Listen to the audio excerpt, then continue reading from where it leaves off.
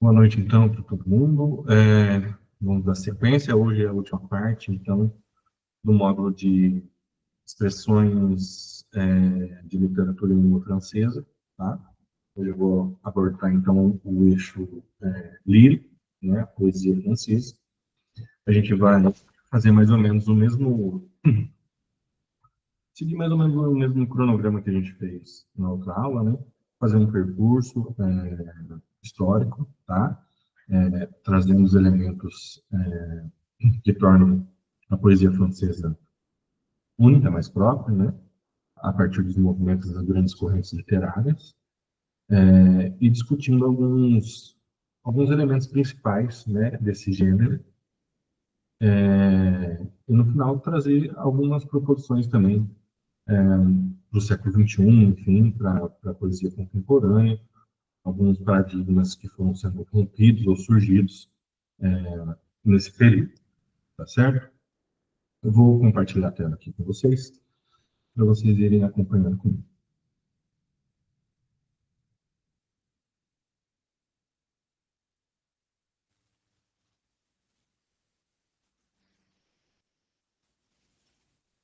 Beleza? Todo mundo está conseguindo visualizar bem?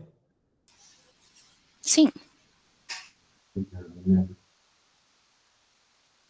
Bom, então a gente vai ver como é que funciona então o gênero lírico na literatura francesa, ok?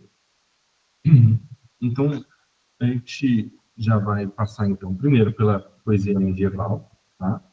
Depois a poesia ali na fase do Renascimento, a poesia romântica e por fim a poesia do século XX, tá bom? Esse vai ser mais ou menos o percurso teórico, aliás, histórico que a gente vai fazer, certo? Bom, para fazer uma estruturação mais didática aqui para a gente, sem ter que recorrer a tanta teoria literária e poética, principalmente, a gente vai fazer uma distinção aqui para a gente conseguir orientar o nosso percurso, ok? Bom, então a gente tem ali poesia, tá certo? A poesia aqui, ela é praticamente um sinônimo do termo literatura, que vai se consolidar depois, que vai ser o nosso entendimento até hoje sobre esse tipo de arte. Tá? Então, naquele tempo, principalmente ali no começo do século XI, XII, ainda permanecia a ideia de poesia como um sinônimo de literatura. Então, a gente tinha a poesia épica, a poesia lírica e a poesia dramática, certo? O que acontece nesse período e que vai ser o nosso vetor aqui de orientação para a gente seguir? Ah, professor, as epopeias todas eram escritas em versos também. A gente viu no gênero narrativo, né, e no teatro também, principalmente o teatro clássico, que o teatro e o gênero narrativo, as epopeias, eram todas escritas em versos também. O que distingue, o que modifica-se para a gente criar ou consolidar esse novo gênero. Aliás, o novo gênero, no caso ali, seria a constituição do gênero narrativo, criando para ele um referencial tão grande que ficou praticamente sintonizado como sinônimo ou uma representação quase unívoca do gênero narrativo, que é o romance. Né? A gente tratou muito do termo romance desde o princípio, como romance, né, ou como novela, sendo esse tipo de correspondência. Tá? Então, para a gente, aqui na poesia, a gente vai adotar também um termo puramente didático, a princípio aqui, que é o termo lírico, tá? Em oposição ao épico. Né? Então, a gente vai ter a poesia, no sentido mais amplo de literatura, né? No sentido da poiesis grega, ou seja, aquilo que é feito, aquilo que é criado, né? E a gente vai ter o termo lírico, ou seja, aquele que é acompanhado pela lira, tá? E principalmente nessa primeira fase, o que a gente vai ter é essa desinência menorzinha aqui, que é a poesia courtoise, tá? A poesia courtoise em oposição à poesia de, aliás, né, o roman de chevalerie, que a gente viu na aula passada, né? Como Les Chansons de Roland, né, o próprio Garganta e Pantagruel. Então, em oposição a esse tipo de obra, a gente vai ter a poesia courtoise, tá? Que para a gente vai ser identificada a partir desse novo elemento, né? A partir dessa nova compreensão do que seria o lírico, tá? Não mais necessariamente o termo lírico grego ou latino que a gente tinha, mas ainda aproveitando desse termo para sofrer modificações a partir do tempo e a partir dele, principalmente, que a gente vai identificando o que a gente concebe como um processo evolutivo desse gênero, tá bom? Então, o que a gente tem nessa chamada poesia courtoise? A gente tem o trovadorismo, tá?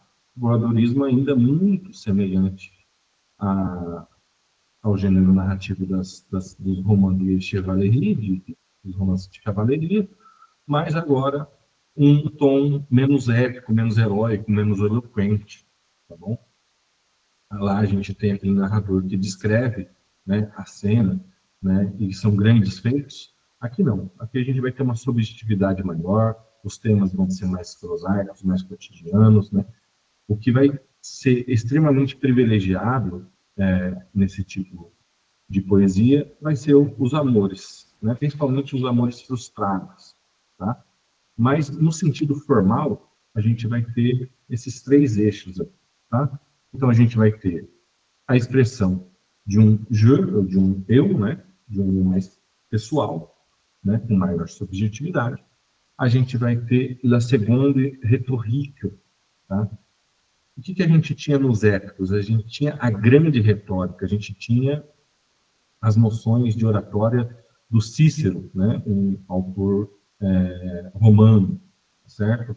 Como apresentar os temas, como se conectar com o leitor, enfim, com as pessoas que estão ali lendo e se integrando àquela cultura, né?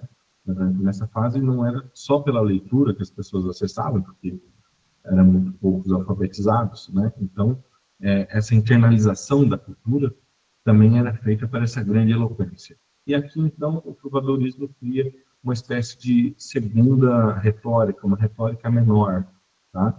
Onde eles vão se prevalecer de jogos de palavras, de rimas, de metáforas, tá?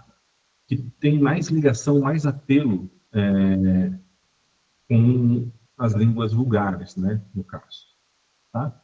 E ainda o grande acompanhamento da música medieval. Tá? Então, aqui no trovadorismo, a poesia ainda está muito ligada ao conceito que a gente tem dos gregos da lira. Não mais pela lira, né, pelo mesmo instrumento, mas sempre acompanhado de música. Então, a poesia dessa etapa, né, aí vamos colocar aí do século XI, XII até o século XIV, XV, a gente vai ter ainda uma literatura muito ancorada na musicalidade, produzindo organizações, estruturas textuais que estão ancoradas na musicalidade. Ou seja, tem refrão, elas precisam respeitar uma certa frase musical, de tempo, de ritmo, tá certo? Elas não têm autonomia de linguagem ainda, tá? Então, a maior parte dessas poesias não eram feitas para ler, eram feitas para serem recitadas, tá? Para serem colocadas em jograis, em saraus, tá certo?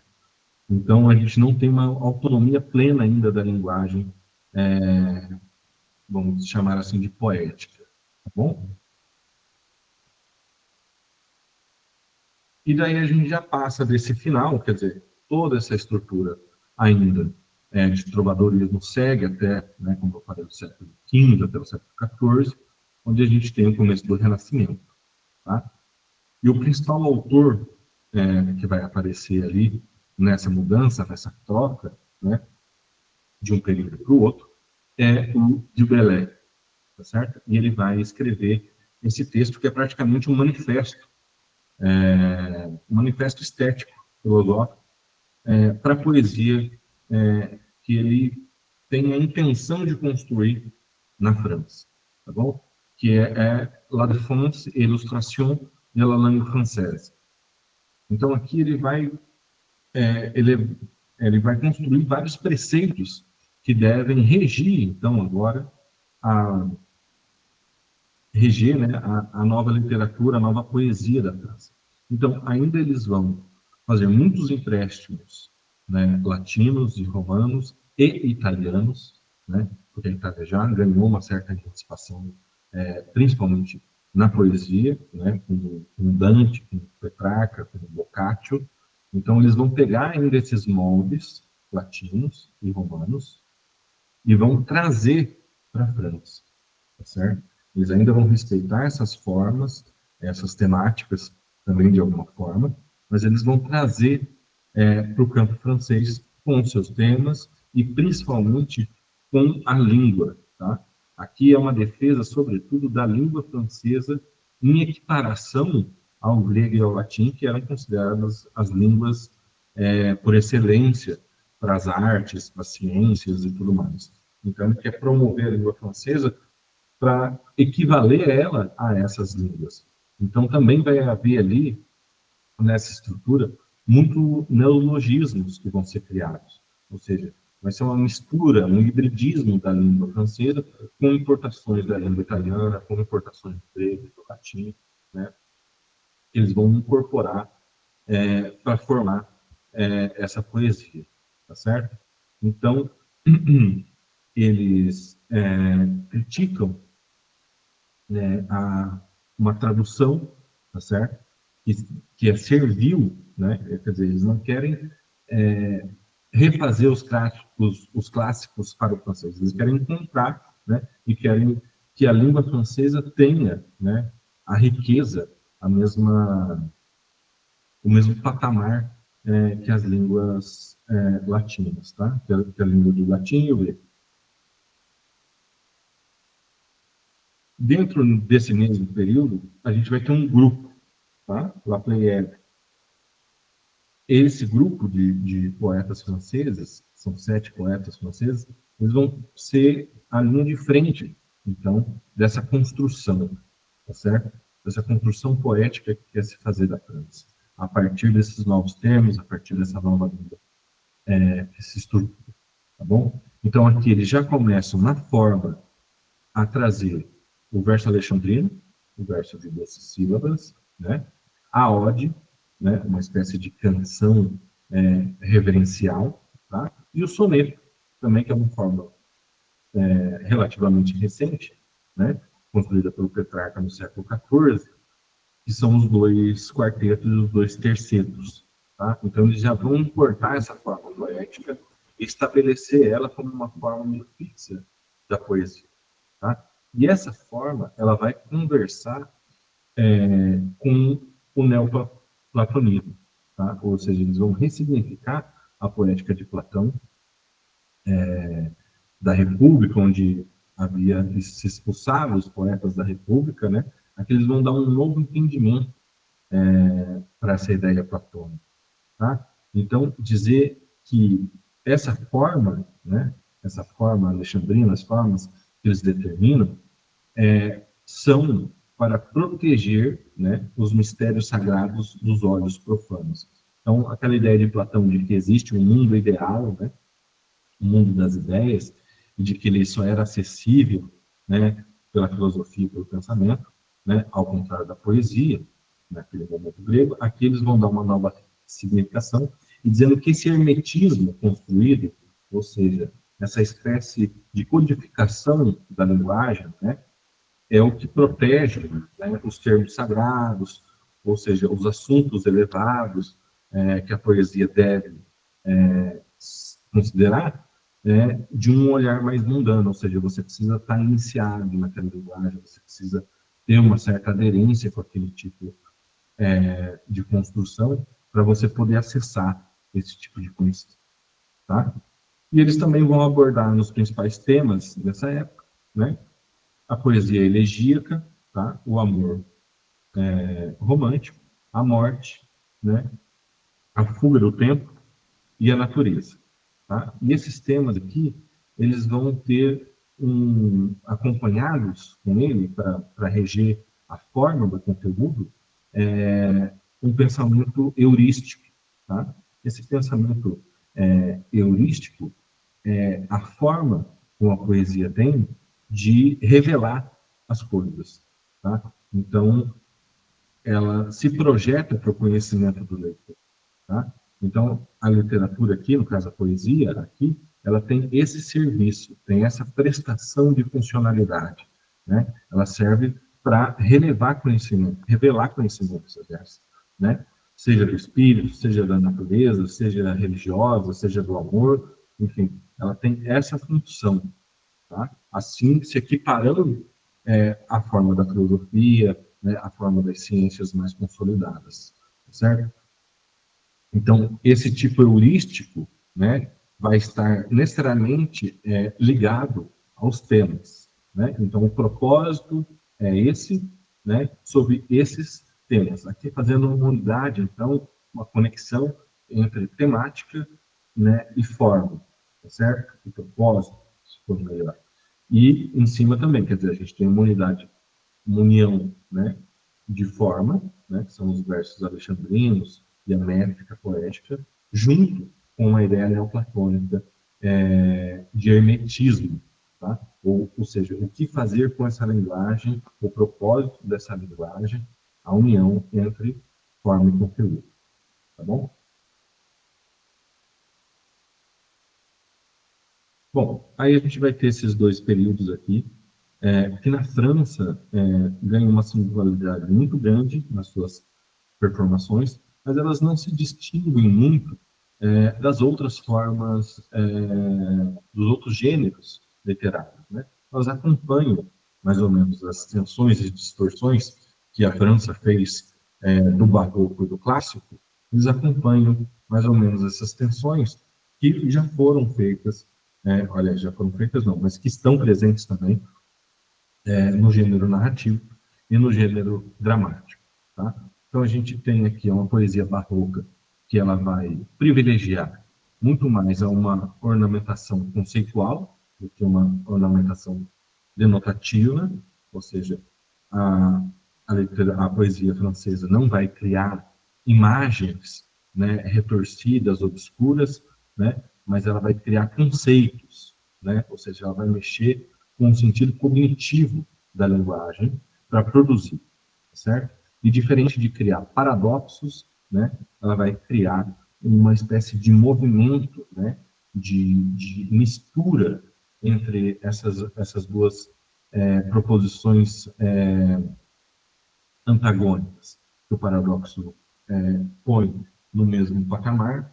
Ela, em vez de estabelecer uma cisão entre as duas, ela propõe uma espécie de movimento. Tá? Por isso que a poesia barroca vai ser mais crítica na França, né?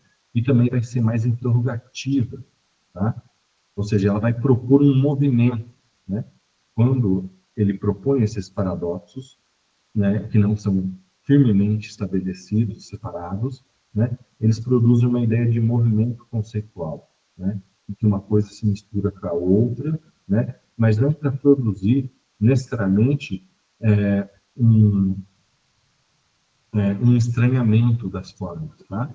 Mas ela já vai ser uma abertura de questionamento para o classicismo que vai vir depois, tá? O classicismo já, por sua vez, na França, ele tem uma compatibilidade muito grande e é ele que determina, talvez, o classicismo para os outros, diferente do barroco, que tem uma origem mais espanhola, né, do qual a França adere, né? Então, aqui o classicismo, ele emprega, de fato, agora com muito mais rigidez, as formas, né? A estrutura formal do poema, tá certo?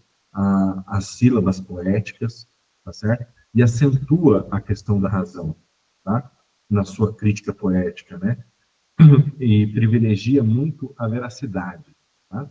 Então, é uma questão de harmonia, né? A literatura, a poesia, no classicismo, ela deve ser um sentido de equilíbrio, tá? Resgatando as formas clássicas, né, do grego e do latim, né, mas incorporando assim temáticas francesas, tá bom? A gente não tem uma grande profusão poética nesses dois períodos, né? O principal desses dois períodos vai ser o teatro, né?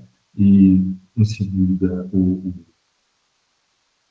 a narrativa, né? O épico também, vão ser expressões maiores que vão mover maiores obras, né? Dentro desses dois períodos, tá certo? Até a chegada, então, do romantismo, certo? Na chegada do romantismo, a gente tem aqui, de fato, né, uma ruptura, uma cisão, né, uma reação aos termos clássicos. Tá? A gente vinha ali de uma consequência quase que evolutiva da linha poética, aqui a gente tem uma ruptura, né? O primeiro espasmo de ruptura, assim, mais violenta, tá? Com os termos clássicos. Aqui a gente vai ter até um termo filosófico que ficou bem conhecido na França, que é a Querelle, la Grande Querelle, né? Que é o antigo regime, né? E a modernidade. E muito dela está baseado nesses princípios românticos, tá certo? E principalmente na poesia, que vem de moldes clássicos muito bem definidos, né, estruturas muito bem definidas de poética, para uma liberdade até então nunca vista, certo? Então, a gente vai ter o Victor Hugo, que vai ser o principal representante, fez aquele prefácio que se chama Cromwell, né, que é um manifesto, praticamente, da literatura romântica. Né? Então, ele vai dizer que o escritor aqui, né, o caso do poeta, ele não deve respeitar ou aceitar outras regras que não seja a da sua própria fantasia. Tá? Ele deve voltar à verdade, à vida, tá? E o direito de escrever por prazer. Tá? Coadunando o sublime e o grotesco, certo? Essa é o seu ponto de vista, né? Ele deve privilegiar o seu ponto de vista pessoal, certo? Aqui a gente já vê uma grande tensão, né, para a modificação do sujeito lírico da poesia, certo? Então, ele vai dizer que, nesse período, a poesia representa o drama, né? O drama é a poesia por completo, né? É o drama que torna tudo, né? A poesia moderna, que faz da poesia a poesia moderna, né? É essa consonância entre o sublime e o grotesco, entre as tensões do tempo, entre a combinação da natureza e do humano, tá certo? Então, a poesia, ela é essa harmonia de contrários, tá certo? Então, tudo que está na natureza também pode estar na arte, tá certo? E é isso que ele vai promover dentro dessa literatura. E, consequentemente, assim como a gente teve nos casos narrativos, a gente também vai ter na literatura romântica, né, na poesia romântica, uma profusão de gêneros, né? Ou seja, com essa abertura das possibilidades, os gêneros começam a se multiplicar. Então, a gente tem, dentro desses subgêneros, de todo o período romântico, tá? Que vai, né, de 1750 para ali, a gente já tem um pré-romantismo, né? Até o final do século XIX, né? Até 1900, né? Até começo do 20, um pouco, mas ali no final do século XIX é o período onde o romantismo se estabelece com mais força, tá? Então, durante todo esse grande período, a gente tem uma poesia meditativa, tá? A gente vai ter as confissões do próprio Rousseau, né? A gente vai ter confissões do Vigny também, enfim, de outros autores franceses. A gente tem uma poesia sócio-histórica também, quer dizer, o Victor Hugo faz essa promoção de uma literatura mais engajada, né, que conversa com a realidade da época. A gente vai ter o parnasianismo, né, que é uma espécie de recuperação de alguma estrutura formal, mas o elemento do eu lírico aqui completamente transformado, ou seja, não é uma retradicionalização por exato, né, é uma retradicionalização mais contestadora, tá? No parnasianismo a gente vai ter o Théophile Gautier, né, é um dos principais autores desse período, desse movimento. E, por fim, a gente vai ter o simbolismo, que daí é o momento talvez mais rico da literatura francesa, onde a gente conhece os maiores nomes que vêm para a gente, né, como Baudelaire, Mallarmé, Rimbaud, Valéry, Verlaine, enfim, todos esses autores vão aparecer nesse final do século XIX, ali, que vai ser a entrada para as vanguardas, quer dizer, eles vão influenciar muitas vanguardas que vão surgir ali no começo do século XX, vão determinar também o nosso próprio modernismo aqui no Brasil, assim como em outros lugares também.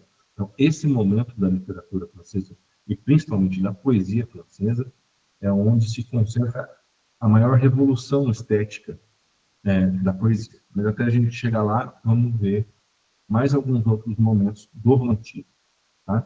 Ainda. Então, como eu disse, né, naquele primeiro, a gente divide o romantismo nesses dois períodos, tá? Então, a gente tem um primeiro período, que é um período mais meditativo, e depois a gente tem um segundo período mais histórico e engajado, tá certo? Então, aqui a gente tem uma poesia romântica contra-revolucionária, ou seja, contra a Revolução de 1789, né? Não necessariamente contra os atos que levaram à Revolução de 1789, mas uma certa espécie de barbárie que se estabeleceu naqueles 12 anos ali seguintes, né, até a imposição do Império Napoleônico. Então, a gente vai ter um romantismo francês, uma poesia francesa, contra-revolucionária, e que adota o cristianismo, né, de volta como uma espécie de sacerdócio, tá? Conectando, então, a profissão, né, da escrita com uma ideologia de um sacerdócio religioso cristão, certo?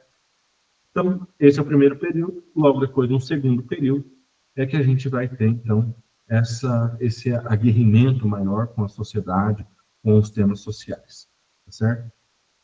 Então, não só ele encarna, né, principalmente Victor Hugo, mas os outros autores também, quer dizer, eles recuperam essa ideia do primeiro romantismo, mas adicionam a ela, né, uma veia mais íntima, mais pessoal, e uma dimensão mais política e mais engajada, tá certo? Aqui ainda há uma estruturação ainda dentro dos moldes clássicos, né? Quer dizer, não há uma abolição necessariamente das formas clássicas, tá certo? Mas a gente já começa a ver outras formas surgindo. Não, sobretudo, assim, na forma enquanto as estrofes, enquanto os versos, né, enquanto a metrificação poética. Mas a gente vai ver isso no sentido estrutural do objetivo da linguagem, né, que a gente tinha visto antes lá, na Pleiada. A gente vai ver aqui, então, o propósito da linguagem com outra visão a partir desse eu lírico transformado. Tá? Então, não é mais uma visão, como tinha-se de antes, do canto e da desmistificação das coisas e da celebração neoplatônica do propósito do poeta, tá certo? Aqui ele está mais enrondilhado dentro da sua subjetividade, certo? Ele se apresenta como uma voz que se confunde com a própria facção, né, da poesia. Ou seja, o poeta é, em si, ali, uma espécie de carnadura verbal da linguagem, tá certo? Isso a gente vai ter esse momento quase que épico, no sentido de heróico, do poeta, até o começo, até, aliás, o final do século XIX, e daí ali a gente vai ter uma subversão completa desse propósito e desse encaixamento, né, do sujeito eulírico da poesia. Então, dando sequência, a gente tem o parnasianismo e o simbolismo, ainda estão compreendidos ali, mas já um pouco desgarrados do romantismo, mas ainda estão no século XIX. Né? A gente vai ter o Mallarmé, que vai ser uma espécie de precursor do simbolismo ainda em 1860. Né? O simbolismo vai surgir só mais para 1870, 1880, quer dizer, quase com 20 anos de antecedência, o Mallarmé já coloca algumas proposições para o simbolismo, tá? Mas antes um pouco, então, antes a gente tem esse período do parnasianismo, né, com o Théophile Gautier, né, que ele vai produzir uma literatura que se perfila com um ideal de uma linguagem distinta da linguagem vulgar. Né? Ele vai usar a linguagem poética como uma espécie de código, né? Não só para revelar, e aí está o ponto diferente dos outros, que era para afastar, né, o pensamento vulgar daquilo que é sagrado, né? Ele vai sistematizar a linguagem poética como um código circunscrito sobre ela mesma, certo? Não há outros termos para tratar da arte a não ser a própria arte, tá certo? Então é aqui que a gente vai ter, né, poemas falando sobre outras obras de arte, sobre quadros, sobre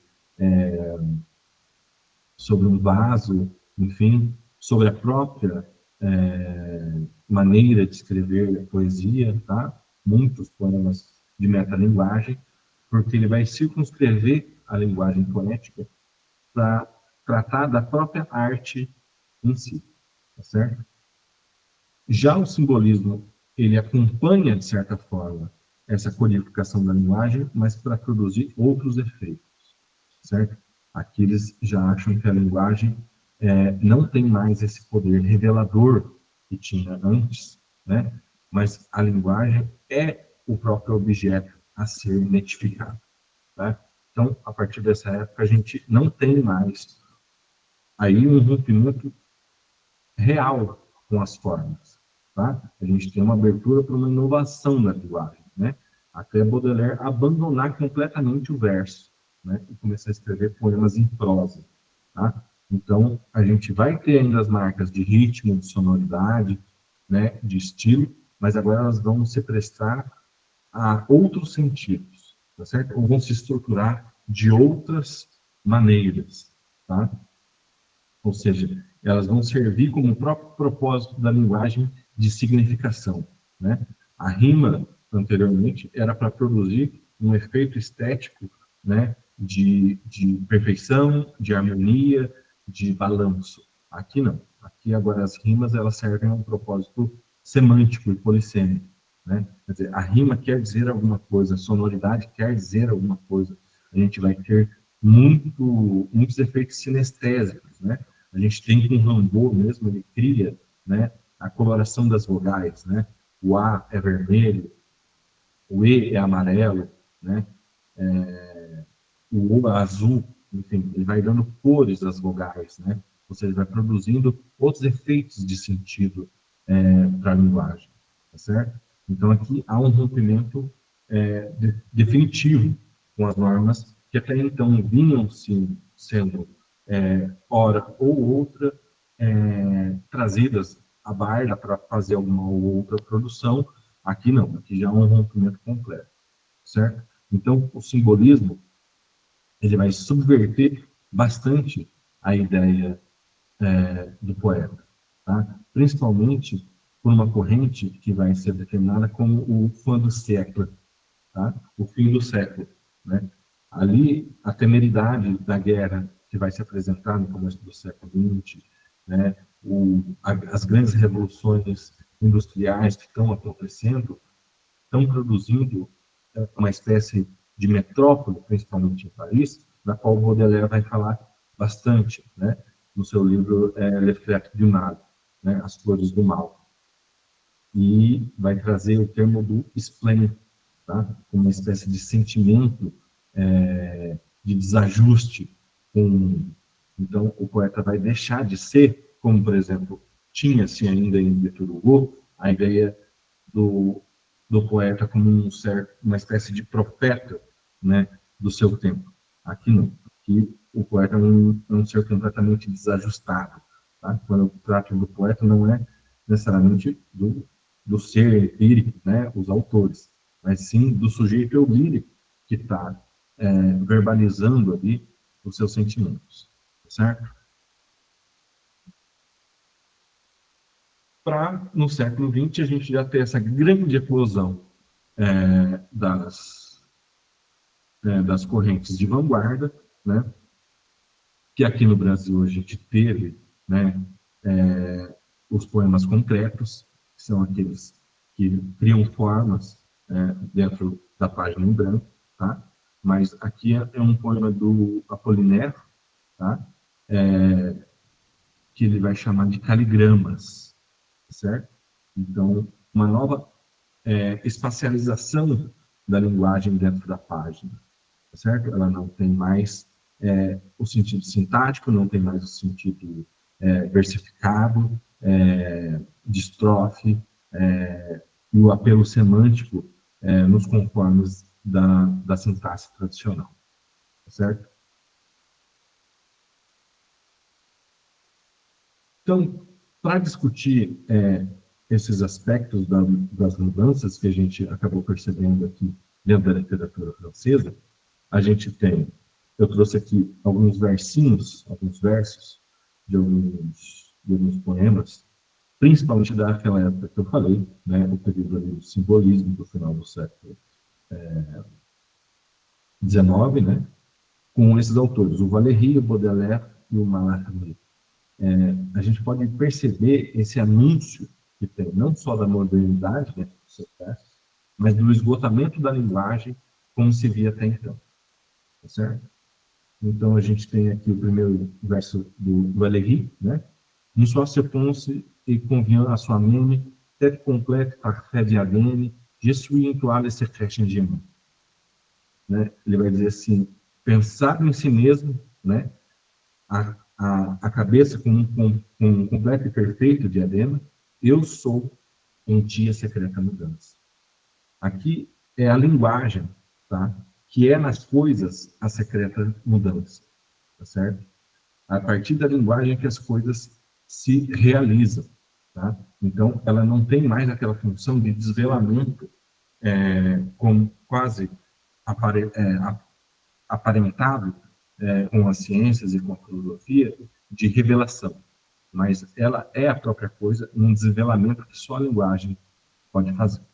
Né? A gente tem, então, aqui o outro verso do Baudelaire, que vai dar uma visão para a gente da concepção do próprio poeta.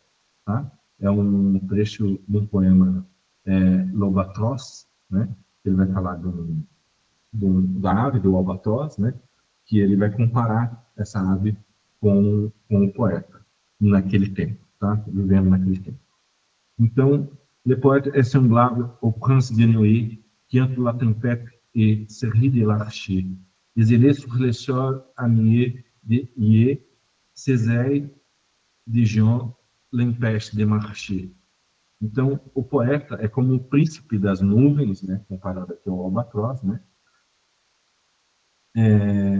que ri dos arqueiros, tá certo? Mas exilado no solo, né, com milhões de uivos e com suas asas gigantes que impedem ele de andar, tá?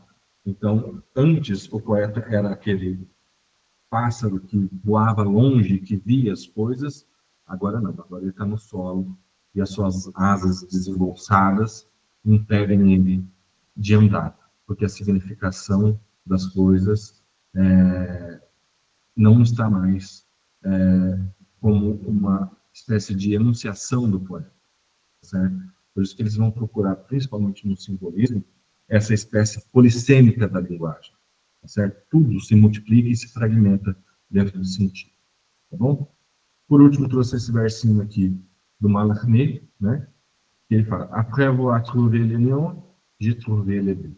Depois de ter encontrado, depois de ter percebido, depois de ter encontrado nada, eu encontrei a beleza, né? Aqui um poema que prenuncia de fato, né, o simbolismo, né, já que está ali na metade ainda do século XIX, 1950, né, que ele percebe que a dicção poética já não tem mais o apelo que tinha, né, e ele tem que apelar para a beleza, ou seja, para o sentido estético, tá? Essa frase ela encontra reverberação, eco, tanto no parnasianismo quanto no simbolismo, certo? Bom, pessoal, por isso era hoje, por isso era só na aula de hoje, tá? Se alguém quiser trazer alguma pergunta, algum questionamento, tá bom? Estou aberto aqui, mas por hoje era só isso.